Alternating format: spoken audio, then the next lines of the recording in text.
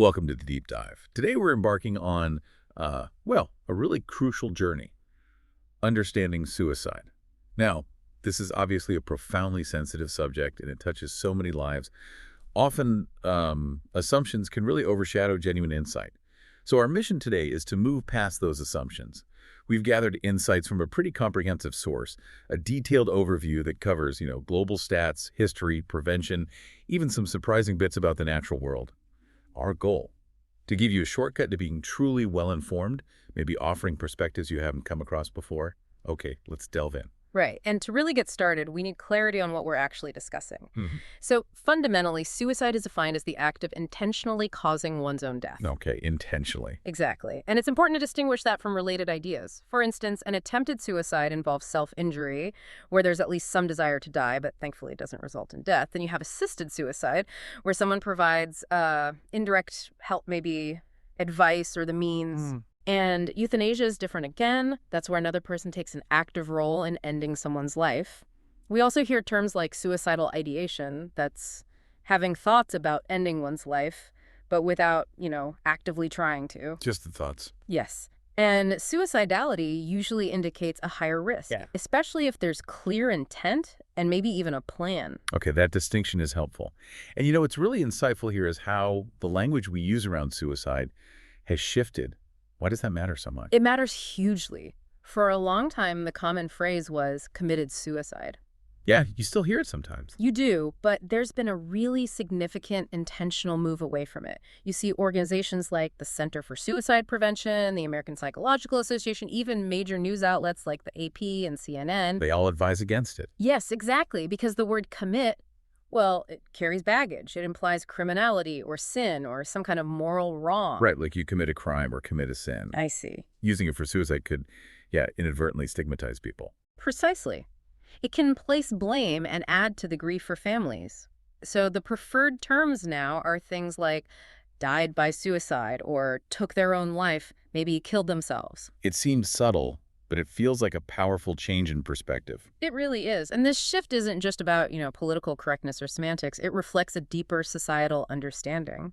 By moving away from judgmental language, we help to destigmatize suicide. It fosters more open discussion, removes blame, and hopefully makes it easier for people to seek help. That makes perfect sense, choosing words that show empathy rather than judgment. Exactly. It creates a different environment. Okay, so with that foundation, let's try and grasp the sheer scale of this issue globally.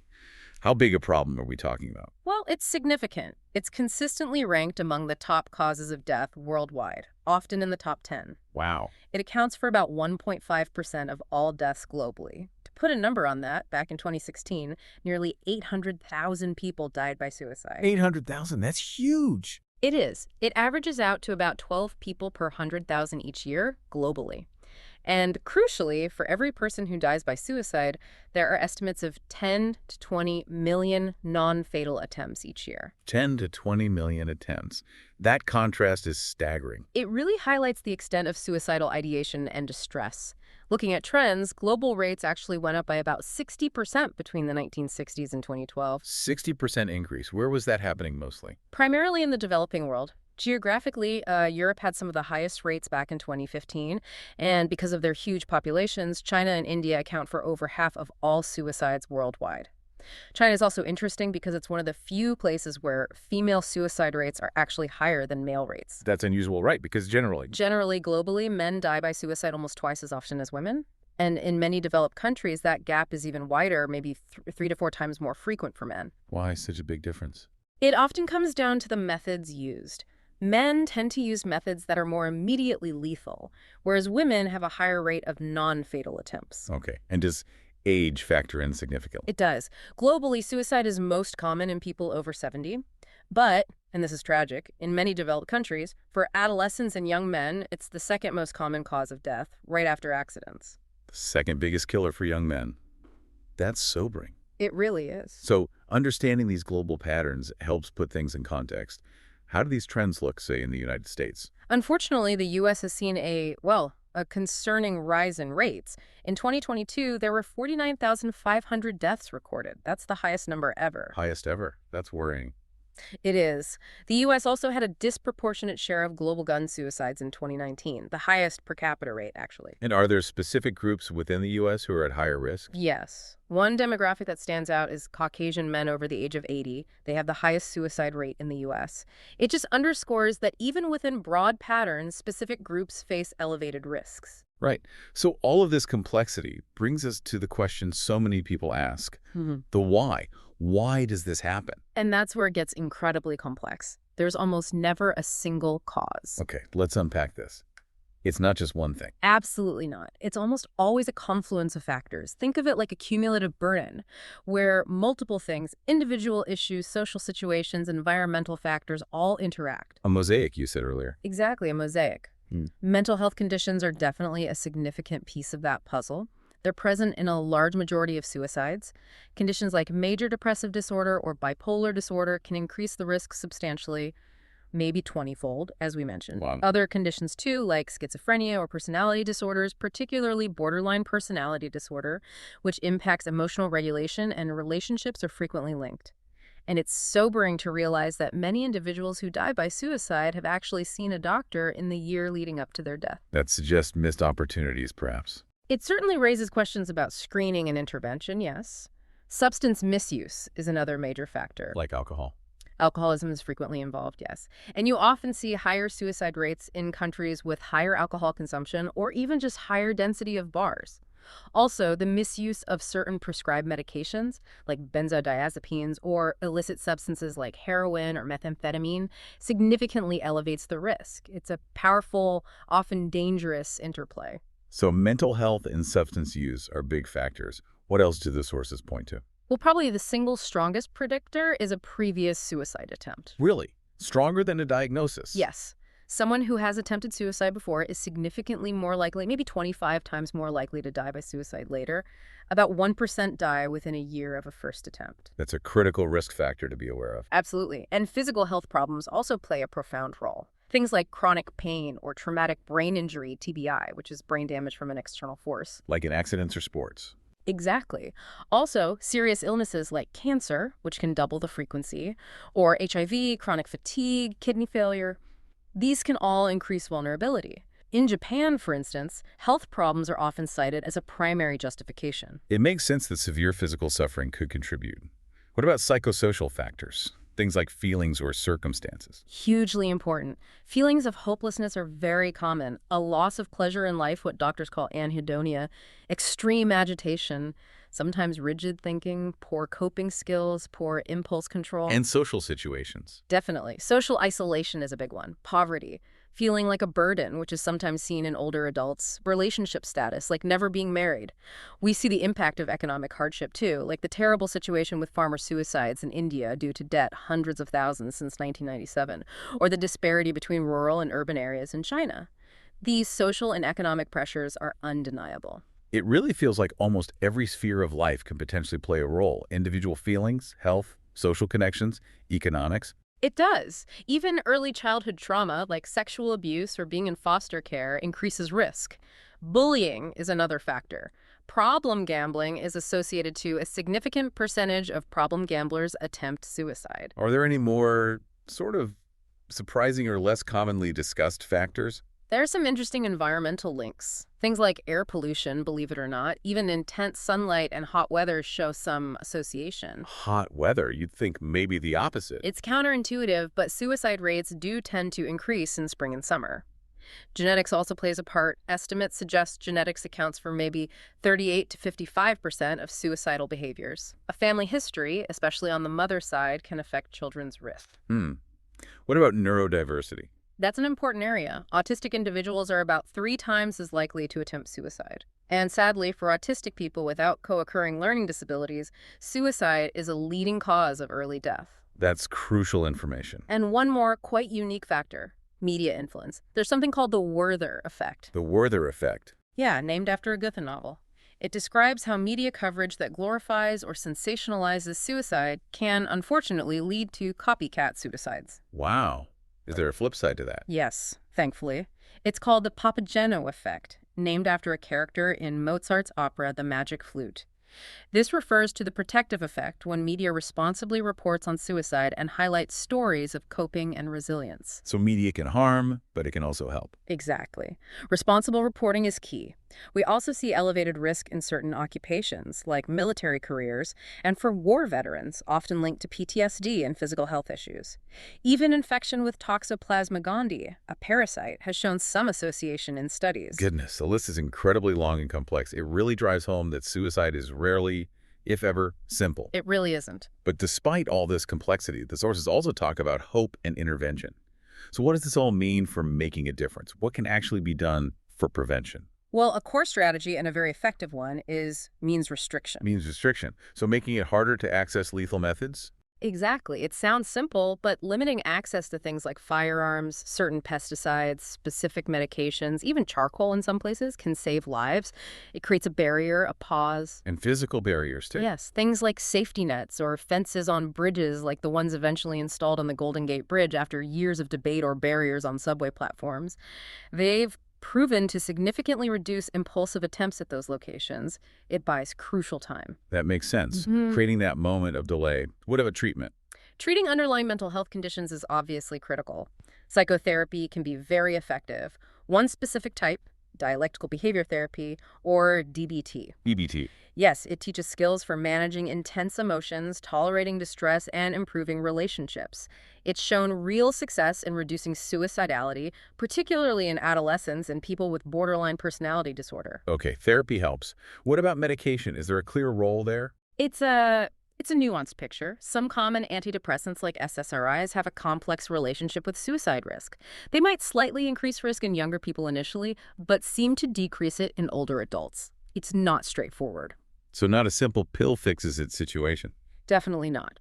However, some specific medications do have a proven positive impact. Lithium, for instance, used for bipolar disorder and major depression, can lower suicide risk significantly, almost down to the level of the general population for those who respond well. Clozapine, an antipsychotic, can reduce suicidal thoughts in some patients with schizophrenia, and more recently, ketamine has shown promise for rapidly reducing suicidal ideation in crisis situations. So specialized treatments exist, but are there any, simpler interventions that work? Things that are maybe more accessible? Yes, absolutely. And this one is really quite compelling. Caring letters. Caring letters, what are those? It's a simple, low-cost intervention.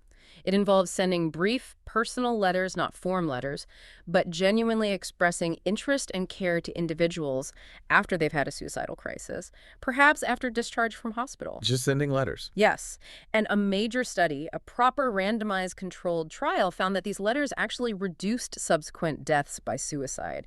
It really speaks to the power of human connection, of letting someone know they haven't been forgotten. Wow, that's actually quite moving. Such a simple thing making a real difference. It is. And beyond specific interventions, lifestyle factors can play a role too. A healthy diet, lots of fruits, vegetables, nuts, legumes, oily fish for omega-3s, seems to reduce depression risk. Deficiencies in certain B vitamins like B2, B6, B12 have been linked to depression, especially in women. And maybe avoiding too many refined carbs. So diet matters. What about screening? Should everyone be asked about suicide? The evidence for screening the general population isn't very strong. However, importantly, asking someone directly about suicidality does not increase their risk. That's a myth. Okay, that's good to know. And screening is effective in specific settings, like emergency departments, especially for people who come in after self-harming. It helps identify those with ongoing ideation or intent. Other protective factors include strong social support, economic development, good follow-up care after an attempt, and preventing childhood trauma. This deep dive really shows how our understanding has evolved. Mm-hmm. And that brings us to another fascinating angle. The history and culture surrounding suicide. Our current views are really shaped by centuries of changing beliefs, aren't they? Absolutely. It's a crucial lens. If you look back, attitudes have varied dramatically. In ancient Athens, for example, someone who died by suicide without the state's approval might be denied a normal burial. Sometimes their hand was even cut off and buried separately. Really? That's harsh. It was. Ancient Rome initially permitted it, but later shifted towards criminalizing it, partly for economic reasons. Losing productive citizens or soldiers was costly. Philosophers differed too. Aristotle condemned it. Plato was more ambivalent. And then with Christianity. With the rise of Christianity in Europe, suicide became strongly condemned as a grave sin. The Council of Arles in 452 AD was a key point. It was seen as violating "thou shalt not kill," an offense against God. Historically, this often meant denial of Christian burial services. Although it's worth noting, the modern Catholic Catechism does acknowledge that severe mental illness can diminish a person's responsibility. So there was a long period where it was viewed primarily as a sin. When did that start to change? The shift really began during the Renaissance and especially the Enlightenment. Thinkers like John Donne wrote defenses of suicide, and David Hume argued it wasn't inherently a crime if it harmed no one else.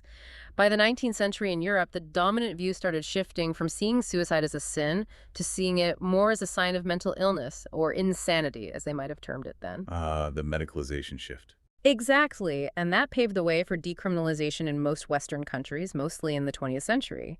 The UK decriminalized it in 1961, Ireland not until 1993. The word suicide itself, by the way, is relatively modern. It came into English from Latin only around the late 17th century. That's interesting. And culturally, the variations must be even wider. Oh, absolutely. Think of Japanese seppuku, ritual suicide, which could be seen as an honorable way to atone for failure or make a protest. In some traditional Inuit cultures, under specific, harsh circumstances, an elderly person ending their life might have been viewed as an act of respect or wisdom, ensuring the group's survival. Very different perspectives. And philosophically, there's ongoing debate about concepts like rational suicide. Can someone make a truly reasoned choice to end their life? Or altruistic suicide acts intended to benefit others, like the elder example, or perhaps some interpretations of kamikaze pilots' motivations during wartime. There have also been, tragically, mass suicides. Yes, events like Jonestown, with over 900 members of the People's Temple, or during the Battle of Saipan in World War II, where thousands of Japanese civilians jumped from cliffs rather than be captured. These are complex and horrifying events. And today, legally, it's still quite varied. Very much so. Suicide or attempted suicide remains a criminal offense in some Muslim-majority nations and in Malaysia. And quite starkly, North Korea reportedly criminalized suicide as an act of treason just last year in 2023. Treason? Wow. On the other hand, you have places like the Netherlands, Switzerland, and some U.S. states like Oregon and Washington, where physician-assisted suicide is legal under very strict conditions for terminally ill patients. So a real patchwork of laws and attitudes. Yeah. And you mentioned infamous locations earlier. Yes, places like the Golden Gate Bridge or Japan's Aokigahara Forest unfortunately become associated with suicide. But the implementation of barriers at such sites, as we discussed under prevention, shows that interventions can work even in these challenging contexts. It all ties together. Now, you mentioned something really surprising earlier, animal behavior. Ah, yes. It's a fascinating, if controversial, area. If we broaden the view right out, we see behaviors in the animal kingdom that look self-destructive. Look self-destructive. Well, defining it as suicide is tricky because that usually implies conscious, willful intent, which is hard, if not impossible, to prove in non-human animals. Right, intent is key. But the behaviors themselves are remarkable. Our sources mention certain types of Salmonella bacteria that seem to sacrifice themselves to trigger an immune response that helps the colony overcome competing bacteria.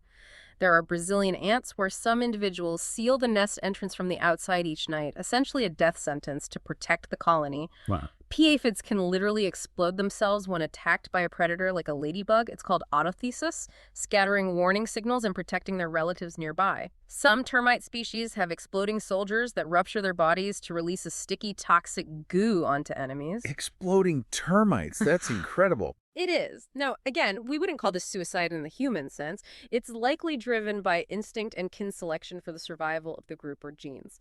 But these examples of self-sacrificial behavior in nature are certainly striking and make you think about the different forms survival can take. What an incredibly broad and deep dive this has been. We've covered so much ground, from the careful definitions and the global numbers through the really complex web of risk factors, biological, psychological, social, and then that fascinating journey through history, culture, and even into the animal kingdom. I think what's really clear is that suicide is this profoundly complex public health issue. There are so many varied risk factors, mental, physical, social, environmental. And how it's been viewed has changed dramatically over time and across cultures.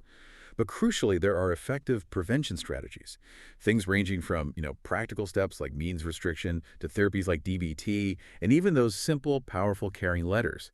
Understanding all these nuances feels absolutely vital if we want to have informed conversations and offer compassionate action in our communities.